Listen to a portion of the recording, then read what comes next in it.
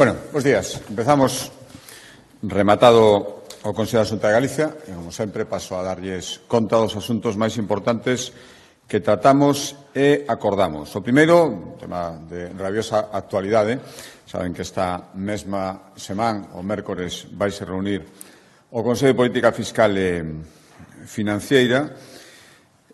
Bueno, xa saben a nosa opinión, con independencia das propostas que se poidan facer, en todo caso, será un Consello incompleto se non falamos de financiamento autonómico. Tanto, se o único objetivo é abordar a condonación da débeda, desbotar, como parece ser, está retirado da orde do día, falar do financiamento autonómico vai ser unha oportunidade perdida. Por lo tanto, dentro desta oportunidade perdida, o que temos que intentar facer é aproveitar o máximo posible e tamén, por lo tanto, se non queren falar de financiamento, cando menos o que imos reclamar nese Consello de Política Fiscal e Financeira é que se proceda á actualización inmediata das entregas a conta e que se lle ingrese a Galicia as cantidades que a día de hoxe se nos adevedan. Estamos a falar de que Galicia está deixando de ingresar 127 millóns de euros cada mes ao non actualizarse as entregas a conta. Son recursos, recordo, que o Goberno Central ten obligación de transferir ás comunidades autónomas, pertencen ás comunidades autónomas, porque son cantidades que se ingresan en función dos tributos que se recaudan en cada territorio. Por lo tanto, dispoñer destes recursos non pode quedar a vontade do Goberno Central. Agora mesmo estamos recibindo cantidades a conta. O cálculo está feito en base a prórrogas. Os cálculos son a partir dos ingresos que se xeraron no ano 2023. Por lo tanto, o cálculo en xeral é que todas as comunidades autónomas están deixando de percibir, por esta non actualización, 1.800 millóns de euros cada mes. Todas as comunidades autónomas, isto está provocando tamén en Galicia ás veces liquidez. É certo que noutras comunidades autónomas seguro con máis intensidade, pero no ano 2024 Galicia tivo que facer frente a pago de intereses por estes non ingresos a conta por valor de 10 millóns de euros, e o noso cálculo, se se volvera a repetir outra vez o ano pasado, sería que estes intereses, estes usuros, chegarían a 14 millóns de euros. Por lo tanto, vamos a exixir, primeiro, que se fagan as entregas a conta de acordo cos cálculos que hai que facer e que se reintegren a Galicia esos 10 millóns do ano pasado e a cantidade que se xere de intereses por non facer as entregas a conta como hai que facelas. Se poderían chegar, insisto, entre un ano e outro a 24 millóns de euros. E, por último, recordar que non é preciso ter aprobados os orzamentos para poder actualizar as entregas a conta. Simplemente é unha cuestión de vontade que non se está producindo a día de hoxe. Xa entrando en acordos, outros acordos do Consello da Xunta de Galicia, non referidos a este tema de tanta actualidade, empezo con un acordo a proposta da Axencia Galega de Turismo. Hoxe acordamos asinar un convenio co Concello de Arteixo para destinar casi 3 millóns de euros, 2,8 millóns de euros, para rehabilitar o balneario que está en Arteixo, nesta localidade, un balneario do ano 1760, e o que queremos é, con estes cartos, contribuir á restauración e ampliación deste balneario e con elo consolidar a oferta termal que existe na provincia da Coruña e en Galicia. Já digo que trátase de recuperar o antigo balneario, crear unha nova piscina termal e posibilitar ofrecer novos tratamentos e servizos aos clientes. Outro acordo de turismo tamén ten que ver co Camiño de Santiago e refírese á incorporación que hoxe acordou o Consello da Xunta de Galicia, logo da cesión por parte do Concello de Villagarcía do inmoble que restaurou o Concello de Villagarcía para funcionar como albergue de peregrinos. O inmoble está na parroquia de Carril, foi restaurado polo Concello e agora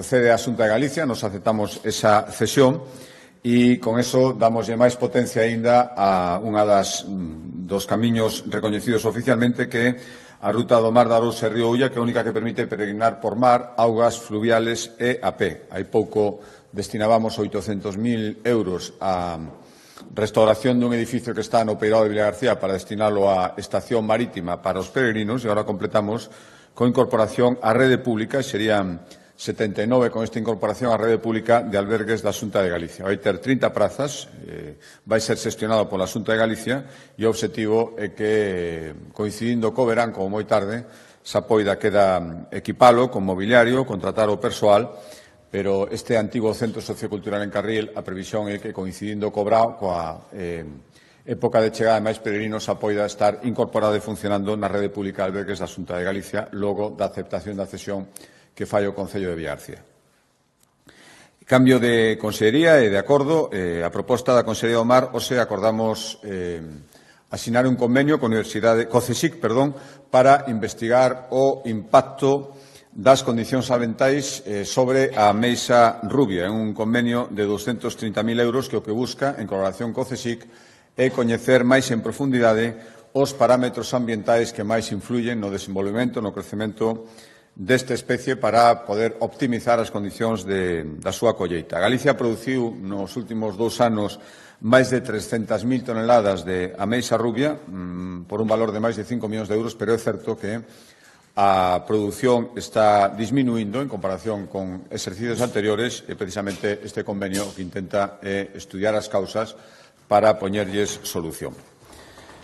A proposta, cambio de acordo, a proposta da Consellería de Presidencia hoxe dentro da política exterior da Xunta de Galicia, que ten, recordo, 3 obxectivos principais, que é acadar novos mercados e aumentar as exportacións, afrontar o reto demográfico, en parte atraendo población a Galicia, e tamén axudar na parte de cooperación e desenvolvemento a países en vías de desenvolvemento. Hoxe decía, dentro destes 3 eixos da nosa política exterior, hoxe acordamos aprobar unha nova estrategia galega de acción exterior que o que busca, o que vai facer é fixar as prioridades ata o ano 2029. Hai prioridades claras, que é seguir estreitando as relacións cos países de Iberoamérica e cos países lusófonos, seguir axudando a construir a Unión Europea, máis nestes momentos tan convulsos. Recordarán, a semana pasada en Bruselas abogaba, en nome de Galicia, por unha gobernanza descentralizada, non caer en tentacións recentralizadoras nin en disminución dos fondos de cohesión, e, polo tanto, esta folla de ruta que os aprobamos, esta Estrategia Galega de Acción Exterior, xa digo, ten varios obxectivos. Por facerlles outro resumen rápido, en materia económica, falaba ao principio de seguir fomentando o comercio exterior e internalización das nosas empresas, tamén seguir fomentando a atracción de turismo doutros países, seguir fomentando a potencia pesqueira que temos facendo actividade económica a través de moitas sociedades mixtas en moitos países e moitos mares do mundo. Eso sería a primeira, a vertiente económica. A segunda, decía, todo o que ten que ver co reto demográfico, reforzar os programas para atraer traballadores de outras nacionalidades a Galicia, atraer tamén alumnos que se formen aquí e atraer, a semana pasada presentábamos esa sociedade para atraer investigadores científicos de primeiro nivel a Galicia e con elo potenciar o noso I+D+I. E, por último, decía, o terceiro chanzo importante nesta estrategia é o que ten que ver coa cooperación internacional. O sea, aprobamos, ademais da Estrategia Xeral de Acción Exterior, o plan anual correspondente ao ano 2025, ano que está empezando, o plan anual, como decía, de cooperación galega para o desenvolvemento, que vai estar dotado con 9,8 millóns, que é un 10% máis do que tiña o plan do ano 2024. Xa digo, é un acordo concreto dentro do acordo xeral que tamén adoptamos hoxe respecto á nosa política exterior ata o ano 2029. Este correspondería o de casi 10 millóns de euros o ano 2025 para a cooperación. Cambio de consellería de área, proposta da Consellería de Política Social, hoxe aprobamos destinar 8 millóns de euros ao pago do complemento extraordinario que perciben os beneficiarios das pensións non contributivas, das PNCs.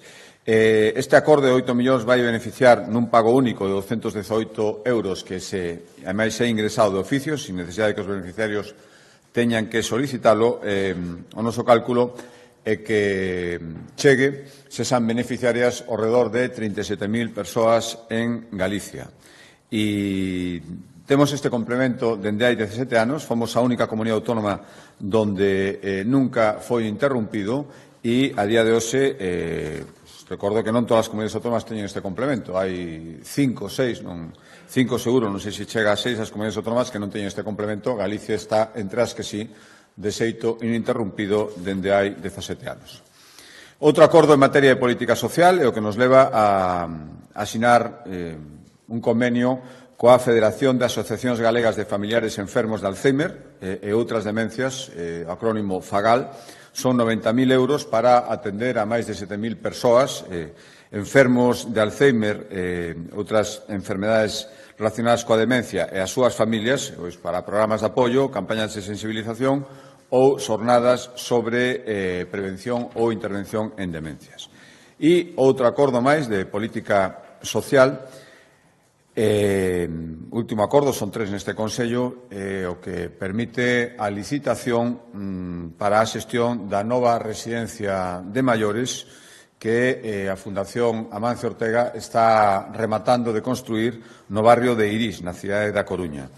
100% prazas públicas, as obras xa están na última fase. A intención é que estean rematadas, pois, coincidindo co final deste semestre, pero precisamente por iso, para ir gañando tempo, lanzamos esta licitación para que, cando as obras estén totalmente rematadas, que poidan en pouco tempo xa empezar a ter utilización as plazas que vai ter, que son exactamente 150 prazas públicas vai ter esta residencia. Xa digo que no segundo semestre a intención que estea funcionando, que este alosando xa a persoas, e por eso lanzamos agora a licitación. En principio son 2 anos que poden ser prorrogables ata 5 e o orzamento base de licitación serán 7,9 millóns de euros. Por lo tanto, este mesmo ano estarán funcionando, está funcionando xa de Santiago, entrará en breve, se está a punto de adxudicarse, licitouse hai tempo a súa xestión a de Pontevedra, e queremos tamén que o faga a de Coruña, cando menos, quedarían 4 máis que están en diferentes fases de construción moi avanzada, sobre todo a de Ferrol, a de Ourenses comenzou hai pouco e a de Vigo, pois é a que está máis retrasada. Necesitase chegar a acordos co Concello de Vigo porque vai se ubicar nunha zona onde ten que ser antes obxecto dun convenio. Cambio de asunto de Consellería, proposta da Consellería de Medio Ambiente, hoxe demoslle o visto e prace a destinar 8,5 millóns de euros para que os concellos, as comunidades veciñais ou particulares poidan mellorar os seus sistemas de abastecemento de auga con 2 finalidades principais. A global é optimizar o servicio de abastecemento, queremos facer sobre todo reducindo as perdas de auga que se siguen producindo e garantindo un servizo de calidade tamén desde o punto de vista sanitaria. Había 4 liñas a toda agora chegamos ata 9 liñas, algunhas delas de nova creación. Por exemplo, as de nova creación son as que buscan fomentar o uso de sistemas de depuración autónomos. Estamos falando de fosas sépticas ali donde, por a razón que sexa, non chega o saneamento, pero ten que haber algún sistema de abastecemento que garantice a salubridade. Isto imos destinar 1,2 millóns de euros. Tamén outro millón de euros vai se destinar en unha liña nova para que os concellos poidan redactar plans de abastecemento autónomo, é dicir, saber onde teñen que facer este tipo de actuacións ao marxen das redes de abastecemento e de saneamento que vayan instaurando. E despois, por exemplo, outro desglose serían 2,5 millóns, o que decía, para reducir as perdas de auga, obras de reducción de pérdidas de auga, 2,5 para evitar infiltracións nas redes de abastecemento, 700.000 para facer auditorías que logo den lugar a estas obras, 500.000 para que as comunidades veciñais de auga poidan mellorar as súas traídas e 200.000 para actividades de educación ambiental relacionadas co abastecemento da auga. Sigo no sector primario, pero cambio de Consellería Medio Rural, hoxe aprobamos a distribución das axudas, 6,5 millóns de euros, para que 41 entidades se beneficien tanto na elaboración do viño como na súa comercialización. O que aprobamos foi a distribución, quen van ser beneficiarios e son 41 entidades. 5,2 millóns de euros, 28 empresas para que melloren os sistemas de produción do viño, pois digitalizando os procesos, ampliando o número de produtos que teñen á venda, e os outros 1,3 millóns de euros ata chegar aos 6,5 para promocionar a internalización da viticultura galega, é dicir, para vender no exterior os seus produtos. Cambio de acordo, a proposta da Consellería de Infraestructuras, hoxe recordarán que hai uns meses desprazábamos a Noia para anunciar o comenzo do proceso para desdoblar a autovía Brión-Noia, e hoxe o que facemos dentro deste proceso que comenzou no mes de novembro, me parece que era o primeiro acordo, o sea que aprobamos, damos un paso importante porque aprobamos o proxecto para levar a cabo este desdobramento, esta conversión en autovía da vía de altas prestacións entre Brión e Noia. Son de 29 millóns de euros os que imos destiñar. Estamos falando dunha vía pola que circulan a diario 10.000 vehículos, ten un IMD moi alto que justifica, sen dúbida, esta actuación, e imos actuar nun treito de casi 10 kilómetros, o que vai entre o final da autovía actual, Santiago-Brión, e ata o tramo Martelo-Noia, que é casi o 60% do trazado da vía de altas prestacións. En total ten 18,2 kilómetros. Por tanto, esta é a primeira fase, e o que facemos é, unha vez aprobado o proxecto constructivo, empezamos todas as operacións necesarias para licitalo e poder adxudicalo antes de que rebate este ano, e, polo tanto, que comece o desdobramento, que ten un prazo de execución de 18 meses. Por tanto, aprobado por proxecto, licitámoslo xa e esperamos poder telo adxudicado antes de que remate este ano. Outro acordo desta Consellería, pero este en materia de infraestructuras, seguimos dando pasos, como todos os consellos, en materia de vivenda para poder cumprir os obxectivos que nos temos marcados.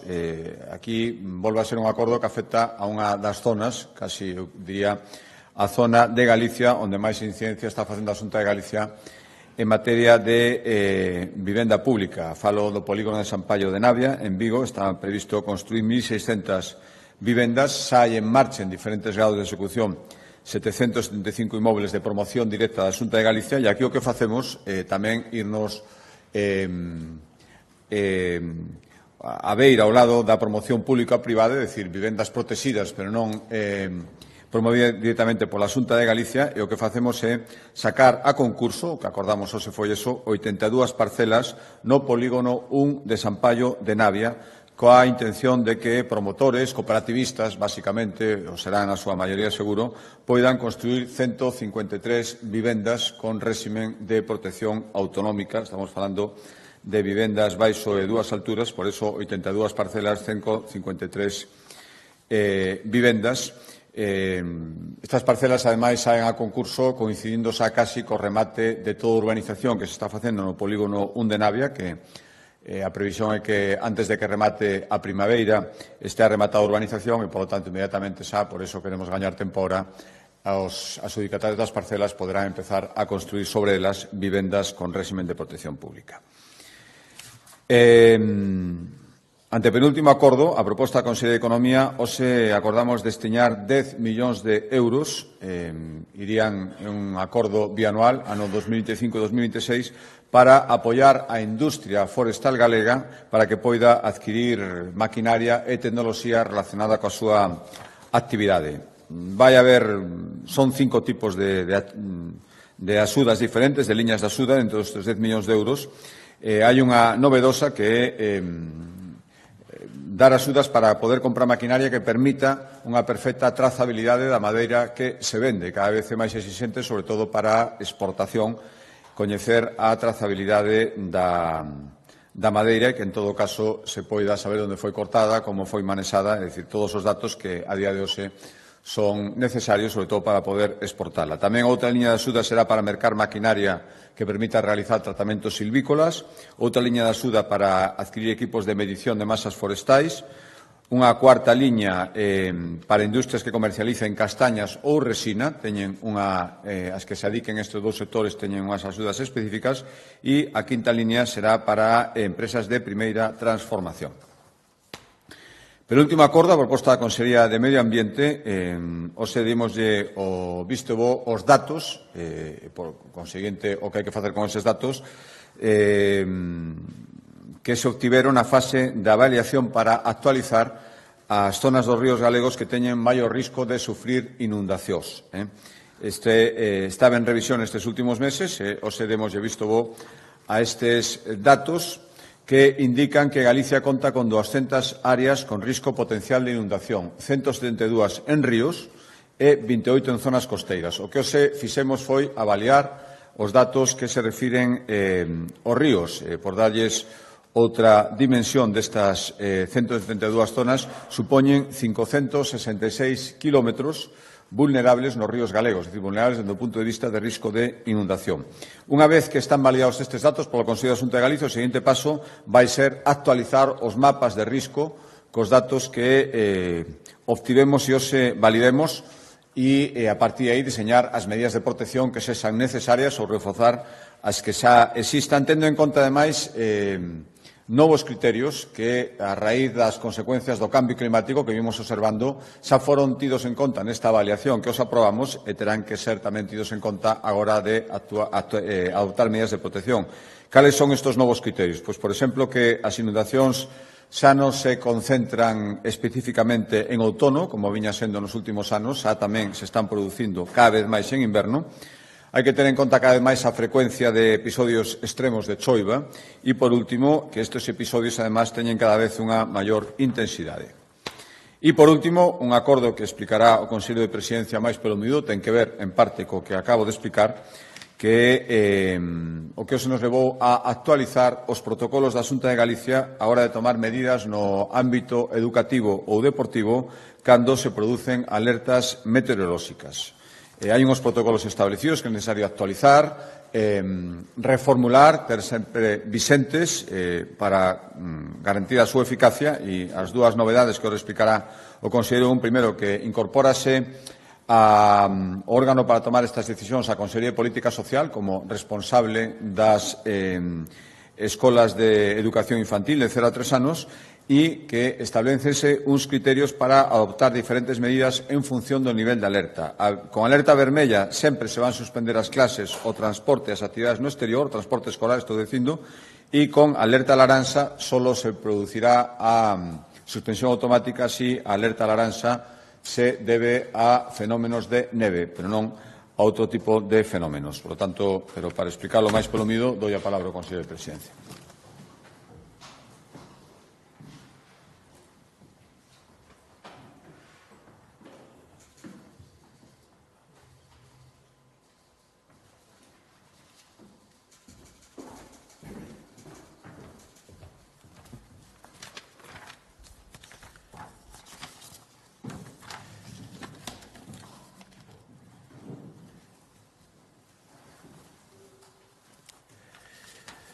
Pois moi bons días a todos. Moitas grazas, presidente. Eu quería comenzar tamén a miña intervención pois enviando un afecto e apoio da Xunta de Galicia á familia de Andrés Rico, que faleceu hoxe, 2 meses despois de sufrir unha presunta agresión durante un partido de balonmán femenino cadetes. Condenamos enérxicamente calquer manifestación de violencia e usaremos todos os medios disponibles para erradicar esta lacra no deporte e de calquera outro ámbito. Ao día despois do suceso convocamos por urxencia a Comisión Galega de Control contra a Violencia e incouse un expediente sancionador por infracción moi grave que pode implicar a expulsión de todos os recintos deportivos ata 5 anos e unha multa entre 60.000 e 650.000 euros de sanción para o agresor. Neste mes de marzo, que comeza a semana que ven, haberá unha proposta de resolución sobre este expediente. A repulsa da Xunta e de toda a sociedade galega a violencia no deporte plasmarase tamén esta semana a través dun manifesto que remitiremos a todas as federacións para que se lean todos os partidos que se celebran en Galicia. A mensaxe é clara e rotunda. Na nosa comunidade non hai espacio nin haberá Tolerancia para a violencia no deporte, nunca en ningunha circunstancia. E unha vez feito esta manifestación, sí que me remito aos protocolos que hoxe dimos conta no Consello que actualizamos. Estamos a falar dunha actualización dos protocolos das comisións de alerta, tanto no ámbito educativo como no ámbito deportivo. Por que as actualizamos? Pois sempre decimos que no caso das emerxencias a planificación e a coordinación son cruciais. E para que isto sexa posible é imprescindible unha revisión constante, actualización deses protocolos de actuación. Saben vostede que o fixemos hai escasamente 6 meses con o plan Inungal, como lembrarán todos vostedes. E hoxe damos un novo paso nesa mesma línea de traballo coa aprobación da actualización dos protocolos da Comisión Escolar de Alertas e da Comisión de Alertas tamén meteorolóxica de Deportes. Avanzamos así no reforzo da seguridade da poboación xeral ante fenómenos meteorolóxicos adversos. Cales son os obxectivos desta actualización? Pois, en primeiro lugar, reforzar a coordinación, que é fundamental nos casos das emerxencias, entre todos os organismos implicados na prevención e na atención das emerxencias. E, en segundo lugar, sírvenos, ademais, para estruturar mellor as decisións que se toman nas respectivas comisións. Deste xeito, establécese un novo e mellorado proceso de actuación coordinada diante dos supostos de alerta meteorolóxica, que poden ser por neve, por xeo, por chuvia ou ben por vento, e que poden conlevar ou ben a apertura de centros educativos e as actividades que se realizan neles, pode levar a suspensión do transporte escolar ou pode levar tamén a paralización de todas as actividades deportivas federadas. As novidades desta actualización con respecto ao anterior é que se introducen criterios predeseñados para a adopción de medidas vencelladas a cada nivel de alerta, partindo de que son as alertas laranxa e vermella as que poden supoñer un risco para as persoas. Por este motivo, con carácter xeral, non se preverá a suspensión de ningunha destas actividades a que facía referencia no caso das alertas de cor amarela. Agora ben, se a alerta é de cor vermella, unha alerta vermella, se procede á suspensión da actividade docente nos centros, lóxicamente das actividades escolares tamén que se fan nos centros e o transporte escolar, por suposto. Cando hai unha alerta vermella, isto determina a non obrigatoriedade dos docentes para acudir ao centro. No ámbito deportivo, tamén con alerta vermella, se suspende toda actividade deportiva federada e tamén do programa Xogade. Se a alerta por a contra é de cor naranxa, no caso de neve, que sea unha alerta naranxa por neve, se suspenden todas as actividades. Se suspenden a actividade docente, se suspenden, lóxicamente, as actividades que se fan no ámbito escolar no exterior e se suspende tamén as actividades deportivas. Isto, fundamentalmente, sendo unha alerta naranxa, porque estamos nunha comunidade autónoma que non está acostumada a conducir ou a desplazarse cando hai neve e, polo tanto, inda que sea nivel laranxa, consideramos en emerxencias que pode concurrir un perigo. Polo tanto, se suspenden todas as actividades. No caso de unha alerta naranxa por choiva ou por vento, se suspenden as actividades exteriores de educación e se suspenden e se pode chegar a suspender a docencia e o transporte si as circunstancias así o determinan en cada caso. A Comisión de Alerta se reunirá e, dependendo desa alerta naranxa, pode conlevar a suspensión da docencia e do transporte, pero non é de maneira directa. No caso de deportes, con unha alerta naranxa se suspenden actividades no exterior deportivas e pode chegar a supoñer ou a supor a eliminación ou a suspensión das actividades deportivas no interior, dependendo tamén das circunstancias. Se trata dun temporal costeiro, suspenderase a actividade deportiva no mar sempre. Quen participa na toma de decisións? Pois na toma de decisións os membros das comisións de alertas cambian dunha comisión a outra. Están presentes membros da Consellería de Presidencia, Xustiza e Deportes, está presente o director xeral de Emerxencias, está presente o xerente da Xega, está presente no ámbito educativo a directora xeral de Mobilidade e no ámbito deportivo o secretario xeral para o Deportes. Na Consellería de Medio Ambiente contamos con a Dirección Xeral de Cambio Climático e Meteo Galicia, que tamén está nesta comisión. Lóxicamente, na de Educación está a Secretaría Xeral Técnica da Consellería de Educación e a Dirección Xeral de Recursos Humanos e de Centros. E tamén está a Consellería de Política Social, porque estamos falando tamén das escolas infantís de 0 a 3 anos. Hai tamén unha novidade con respecto ao anterior, e é que os directores dos centros educativos, a pesares da alerta que fora comunicada por parte do 112, poden tomar determinadas decisións si así o aconsella puntualmente a zona onde está o colexio, onde está o centro educativo, ou se hai determinadas circunstancias. Para tomar a decisión de cese de actividade docente, lóxicamente, antes ten que poñerse en contacto coa Dirección Territorial da Consellería, neste caso de Educación, e a partir de aí se establece como se pode levar a cabo. Tamén as consellerías competentes en mobilidade e educación poden decidir a exclusión de determinadas áreas das decisións dos centros situados nun espacio urbano. Como saben vostedes, a delimitación que fai a EMET e Meteo Galicia son áreas que comprenden moitos concellos, e pode ocorrir que non sexa recomendable circular por determinadas vías nunha trama fora do centro urbano, pero que no centro urbano se poda permitir que os colexios funcionen correctamente. Estas decisións se van a basear sempre nos partes que establece a Axencia Estatal de Meteoroloxía, e tamén van a estar completados cos partes que se establece Meteo Galicia. E sempre se terá en conta, lóxicamente, o parte máis desfavorable. En canto á comunicación das medidas, é outro gran eixo das emerxencias e da prevención. A comunicación lle damos un aspecto fundamental e sabemos como queremos facer e transmitirlo a quenes son. Como saben, ante unha situación de alerta meteorolóxica, a Xunta é encargada de activar as alertas meteorolóxicas e hidrolóxicas, segundo as indicacións da Axencia Estatal de Meteoroloxía e tamén dos organismos de Cunca. E inmediatamente, a través do Centro Integrado de Atención ás Emerxencias do 112 Galicia, advertimos os servizos de emerxencia dos concellos e de outras administracións para que tomen as medidas oportunas. A maiores, a través das comisións escolares de alertas e da Comisión de Alertas Deportivas, informaremos das medidas que se adoptan. Por exemplo, no ámbito educativo.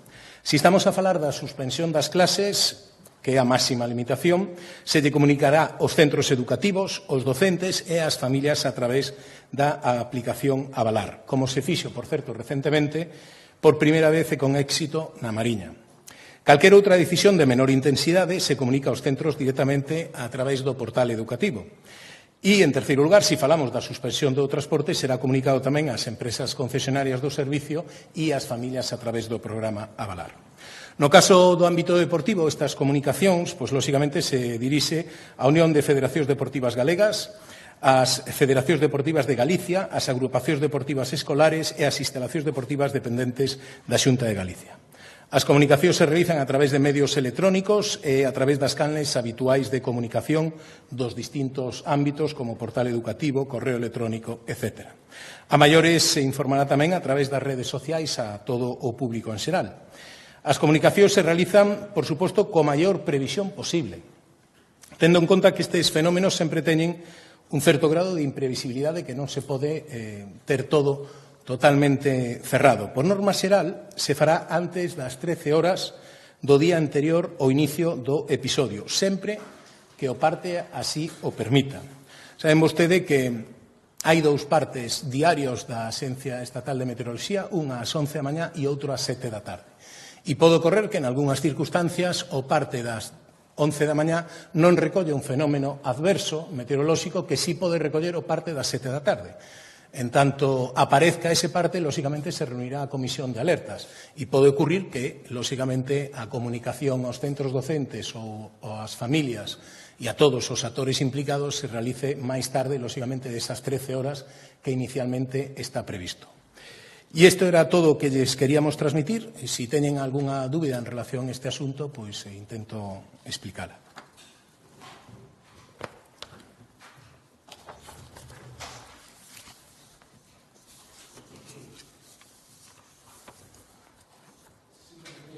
Unha cuestión, se a alerta vermella é na costa, isto implica tamén a suspensión das clases nos concellos costeiros, e por outra banda dixo tamén que por chuvia ou vento unha alerta laranxa pode chegar a suspenderse a docencia e o transporte se as circunstancias o determinan en cada caso.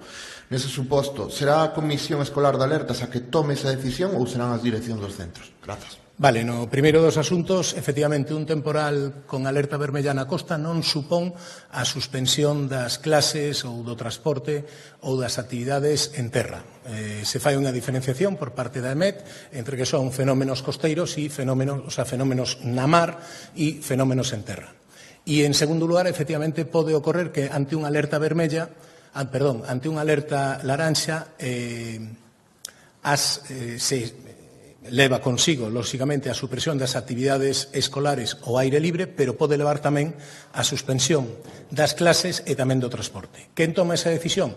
Normalmente será a Comisión de Alertas a que tome esa decisión. Por qué? Porque pode ocorrer que o mellor leve chovendo durante unha semana seguido con alerta laranxa, pero os terreos están especialmente blandos ou hai moita acumulación de auga na terra e non se ha chupado, pode ser que poda existir algún tipo de acumulación de auga que aconsella que nunha zona determinada, nun momento determinado, pois pode haber unhas medidas distintas o que abrangue toda esa zona. De todos os xeitos, e en calquer momento, os directores dos centros poden pedir a suspensión da actividade docente. Por qué? Pois estábamos a falar nese momento. Imagine vostede que durante a noite houve un temporal de vento e a entrada do colexio pode haber, pois non sei, unha chea de árboles que teñan perigo de poder caerse, non? Efectivamente, o temporal xa pasou, a alerta xa se pode levantar, pero neste caso concreto, o que está no centro, o director do centro, recomenda ou ve que pode existir un perigo, se pon en contacto coa Dirección Territorial da Consellería de Educación e despois se toman as decisións correspondentes. Non sei se lle respostei as dúas. Sí, arrancaba a súa intervención cunha referencia a un desgraciado caso que coñecemos hoxe vinculado co falecemento do aficionado de Sanxenxo que estaba en estado crítico e propoñía, digamos, que se faría desde a Consellería, desde a Xunta, todo o que sexa posible para evitar este tipo de circunstancias. Non sei se podería ser máis concreto, se hai en mente algún tipo de paso legislativo ou algunha medida a corto prazo concreto que se poida avanzar. Grazas. Ben, nos expresamos sempre que ocorren casos como este, pois, lóxicamente, o noso rexeitamento claro e contundente a todo tipo de mostra de delincuencia ou de agresión que poden existir en calquer modalidade deportiva, non? Como lle decía, neste caso, isto foi o fin de semana e o martes da semana seguinte se reuniu o comité, se establecen unha serie de sancións que eu creo que están ben dimensionadas con respecto ao que pode ocurrir. Estábamos falando de que a previsión a cualificación deste asunto fora moi grave, que se enfrentaba a unha sanción económica moi importante e, polo tanto, nese sentido, creo que está actualizado. De todos os xeitos, desde logo, non desbotamos calquera actualización en calquer momento. O que sí vamos a facer tamén este fin de semana, como lles decía, creo que lles dixen, é mandar un manifesto a todas as federacións deportivas de Galicia, con ánimo de que en todos os partidos que se disputen este fin de semana, en todas as competicións que se disputen este fin de semana, que dependan da Xunta de Galicia, é dicir, deporte federado ou ben o programa Xogade, se lea este manifesto, que nos faga reflexionar a todos os que estamos implicados na actividade deportiva, empezando polos xogadores, seguindo polos corpos, polos adestradores, polos equipos, as directivas de todos os equipos, e tamén facer reflexionar ao público que asiste aos partidos. Este último caso que facíamos referencia, recordemos que se trataba dun familiar de algún das xogadoras que supostamente, iso está baixo investigación xudicial, empurraba o avó do árbitro que estaba a arbitrar ese partido e, parece ser presuntamente que esvarou ou caeu polas escaleiras co resultado final dunha morte, non? Polo tanto, creo que isto é unha reflexión que nos temos que facer todos, non? No noso ámbito tamén particular e cos nosos máis achegados cada vez que vamos a un partido. Tamén aos medios de comunicación, moitas veces a través de redes sociales se ven moitos en TikTok, en Instagram, moitas agresións, creo, en actividades deportivas que creo que deberían ser erradicadas, non? Porque o que facemos cando se están publicando é darlle unha sensación de normalidade. Eu creo que temos que rexeitar calquer tipo de actuación nese sentido e buscamos un compromiso de todos os implicados. Bo día, eu quería saber se nos pode explicar un pouquiño cal é a situación actual da unidade da Policía adscrita aquí en Galicia. Gracias. Pois, moi ben, moitas grazas. A verdade é que acabamos de ter, agora pola mañá, tamén unha noticia que se lle aumentaban a Cataluña os efectivos ata 25.000 mozos, non? E nós estamos mantendo actualmente conversacións ao máis alto nivel co Ministerio para chegar a un acordo con respecto á unidade de policía adscrita. Temos moitas funcións que levamos a cabo e a verdad que hai que agradecerlle o esforzo que están levando a cabo todos os axentes. Pero, dado o carácter menguante, ben porque ascenden ou ben porque se xubilan, cada vez temos, como saben vostedes, menos efectivos. E se fai moi complicado poder prestar os servicios coa calidade que é necesaria. Por lo tanto, estamos falando co Ministerio. Esperemos unha resposta pronto, fixemos algunha aproximación e espero que ao longo desta semana ou a seguinte teñamos unha resposta afirmativa, sobre todo vendo cales son as reclamacións que se fan de outras comunidades autónomas e o que está disposto a ceder o Ministerio.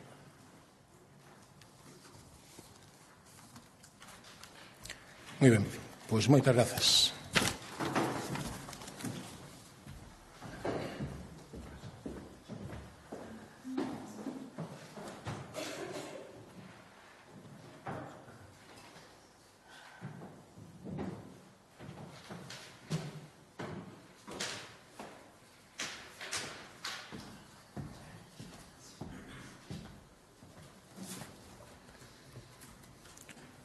Bos días, presidente. Dúas cuestións. A primeira, en clave económica, falaba vostede do Consello de Política Fiscal e Financiera. O Ministerio de Facenda acaba de pasar un documento no que cifra en 4.010 millóns de euros a cifra que se lle condonaría a Galicia. Quería preguntarlle se vostede rexeita a condonación desa débeda para Galicia. E, por outra banda, en vista da manifestación de onte en Santiago a prol do idioma que reuniu a milleiros de persoas, non sei se a Xunta se replantea as súas políticas, ese pacto polo galego, as súas políticas de normalización ou derrogar o decreto do plurilingüismo. Gracias.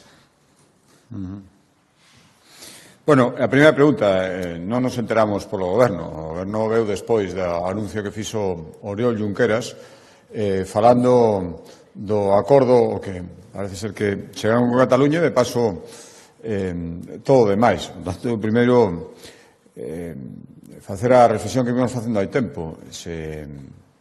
Isto vai de algo que quere facer o Goberno cos seus socios que lle manteñen no Goberno. E todos os demais nesto somos secundarios. E como o que plantexaron dende o principio era esa condonación para Cataluña patada co independentismo, todo o demais é simplemente para complementar ese acordo. Teño dito moitas veces, vou repetir algo que xa me escoitaron en anteriores ocasións e que cada vez faise de máis actualidade. Galicia necesita un novo modelo de financiamento. Estamos infrafinanciados nunha cantidade importante, varios centos de millóns de euros. Por tanto, ese é o que queremos falar. Ese, como parece ser, o Consello do Mércores vai ser simplemente para falar de condonación, eso para nós non é o que queremos e, por tanto, si eso é o único que ten que ofrecer o Ministerio, que parece ser que sí, a nós non vale, xa sin entrar en cifras o que tenemos que asumir da condonación de outras comunidades autónomas moito máis endebedadas. Galicia necesita financiamento, iso que necesita un novo modelo de financiamento, non necesita a condonación. Respecto á segunda pregunta, bueno, outra cousa que me escoitarán moitas veces sempre que me preguntan vostedes por manifestacións. Respeto absoluto e lexítimo os que se manifestan de boa fe e poñer en evidencia unha vez máis os motivos políticos e a politización das intencións de algunhas forzas políticas especialmente que van ás manifestacións. Se o que onte se pedía é aceptar unha postura, como está pedindo o BNG, aceptar esa postura e senón non hai nada que falar, tanto non hai nada que falar que hai que impedir que se fale nas reunións e levantarse, é dicir que coa Xunta non hai nada que dialogar, así imos por moi mal camiño. Creo que temos unha mano tendida en todo o que teña que ver coa potenciación da nosa lingua dende o principio. Non marcamos outra liña vermella que a imposición, a inmersión.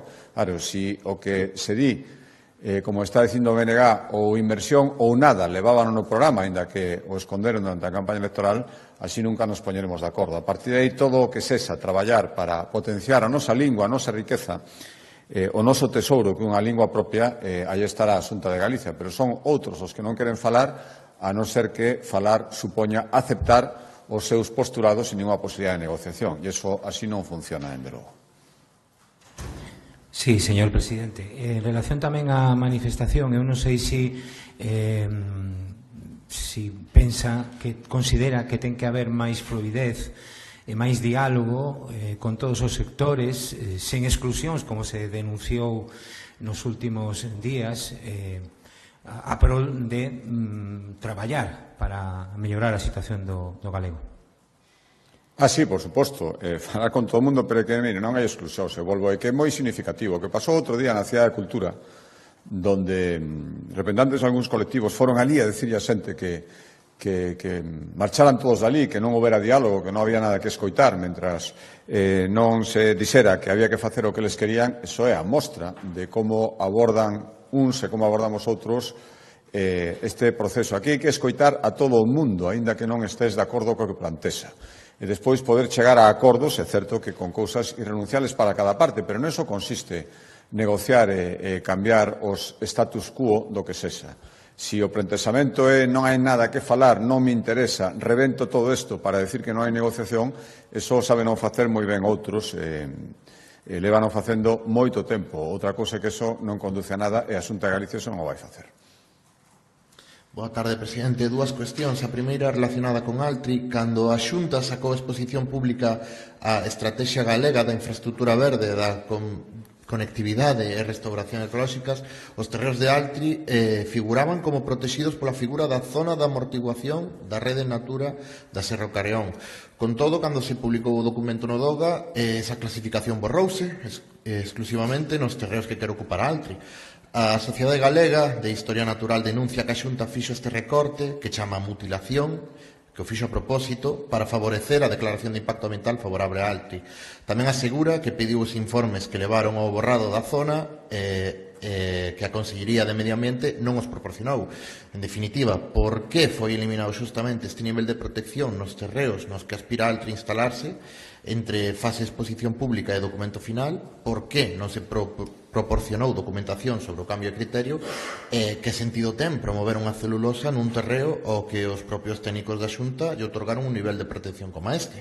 E por outra banda, tamén a Asociación Galega para a Defensa da Sanidade Pública de Galicia denuncia que o Hospital Povisa parasita a sanidade pública en Vigo e que é un pozo sen fondo de gasto público. Hoxe vence a última prórroga concedida ao concerto que caducou en agosto. Por que motivo se prorrogou ata en 3 ocasións este acordo con Povisa? Se podemos esperar unha firma hoxe, terá que estar a sanidade pública galega pendente do acordo con Povisa cada poucos anos. Grazas. Mira, a primeira, son cosas diferentes. Unha cousa é infraestructura, estrategia de infraestructuras verdes, e outra cousa é o que é unha declaración de impacto ambiental que o que se está tramitando con respecto a Altri. Eu aquí creo que hai que, estou convencido que hai que decir o que sempre vimos dicindo. Estánse cumprindo, cada día aparece unha cousa nova, cada día aparece unha nova acusación, fanse as cousas de xeito torticero, isto vai dirixido a tal. Non, en todo caso e en todas as circunstancias digo que non.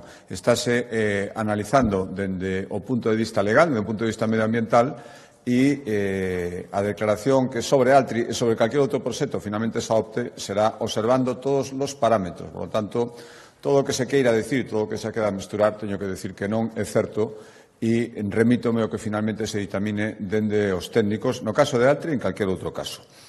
E respecto á segunda pregunta, bueno, esta asociación, eu como nunca lle escoitei decir nada a favor da política de Sanidade Pública da Xunta de Galicia, isto tampouco me sorprende. Eu recordolle que a zona de Vigo, que dende o punto de vista sanitario é unha zona coa particularidade de existencia de Povisa, na que todos os anos, como saben, se dá a opción aos pacientes incluídos nesa área xeográfica a optar polo Álvaro Cunqueiro ou optar por Povisa. Hai moitos pacientes que siguen optando por ese sistema e, polo tanto, o que fai a Xunta de Galicia é dar a opción e manter os dous sistemas proporcionados en función do número de pacientes que teña cada un. Existía unha negociación con Povisa, un concerto que ven dende hai moito tempo, bipartito incluído, e que vamos mantendo, e é certo que vai disminuindo o número de pacientes porque moitos optan por irse ao Álvaro Cunqueiro, pero mentras coexistan os dous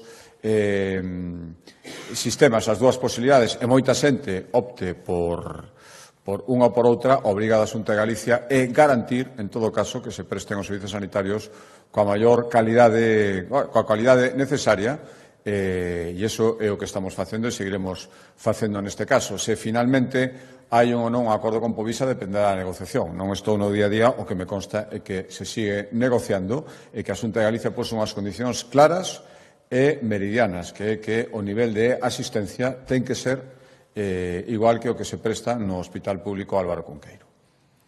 Bos días, presidente. Quería preguntarlle se prevé que o PP manteña a postura que mantivo hasta agora de unanimidade en contra das condonacións.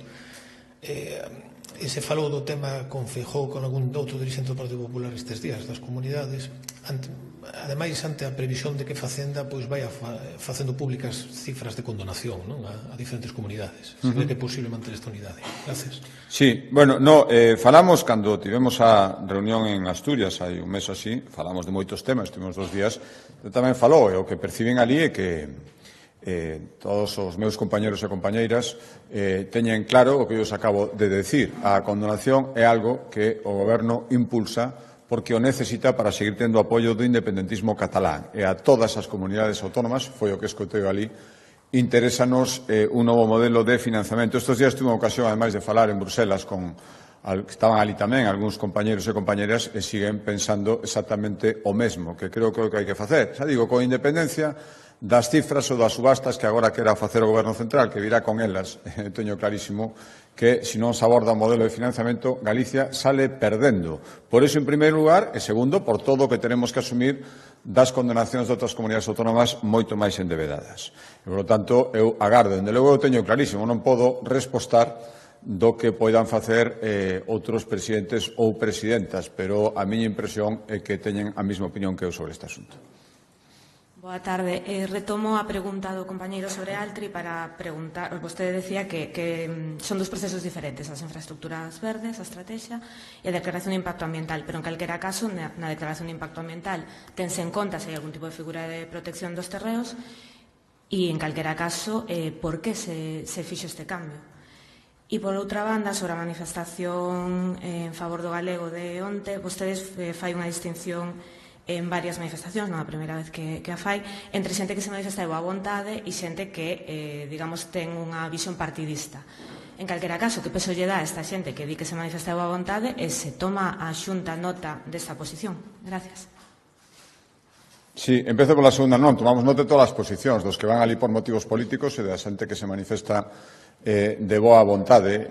Creo que eso, en xeral, é o que fan os galegos e as galegas. O peso de cada un, podo decir, cada un saber ali as condicións, a vontade e a intención coa que foi. Agora, que coexistían as dúas actitudes, non teño ningunha dúbida. E que a politización da lingua non é algo bo nin beneficioso, tampouco. Por lo tanto, a miña obriga como responsable político é tomar nota dos que só van con interés político, con interés de desgaste do goberno e os que van con boa vontade.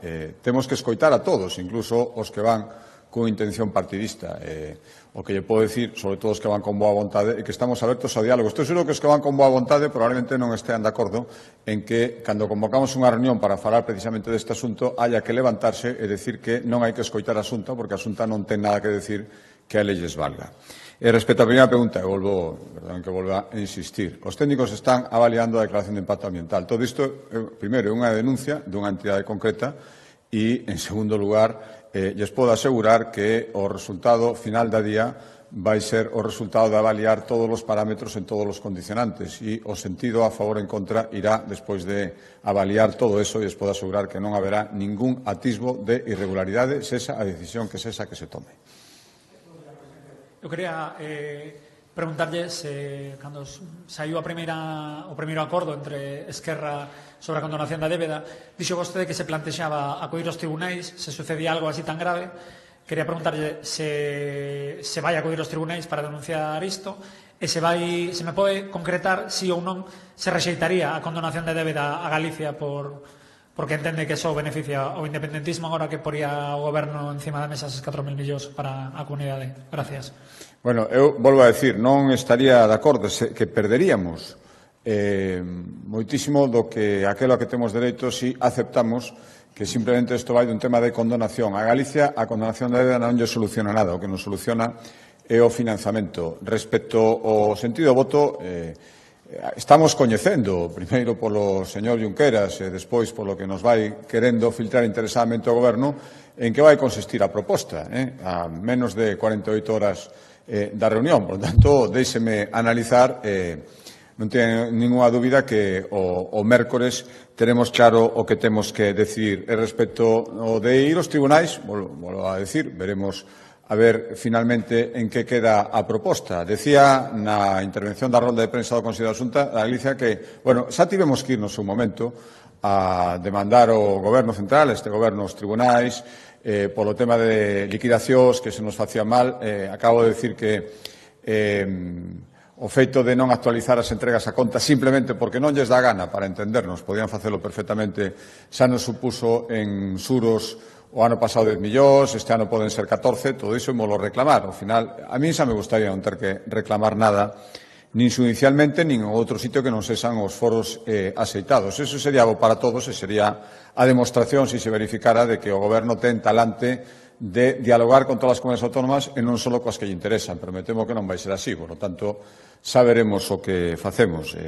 Acudir aos tribunais nunca é unha boa opción, porque iso quere decir que se esgotaron o resto das posibilidades de acordo, pero se non hai máis remedio, pois haberá que facelo, non o sei. Imos ver estas 48 horas, analizar os datos que se nos pasan e de aquí ao mércores ter perfectamente claro o que queremos facer. Pero, dende logo, o que vamos sabendo non dá boas perspectivas, sinceramente.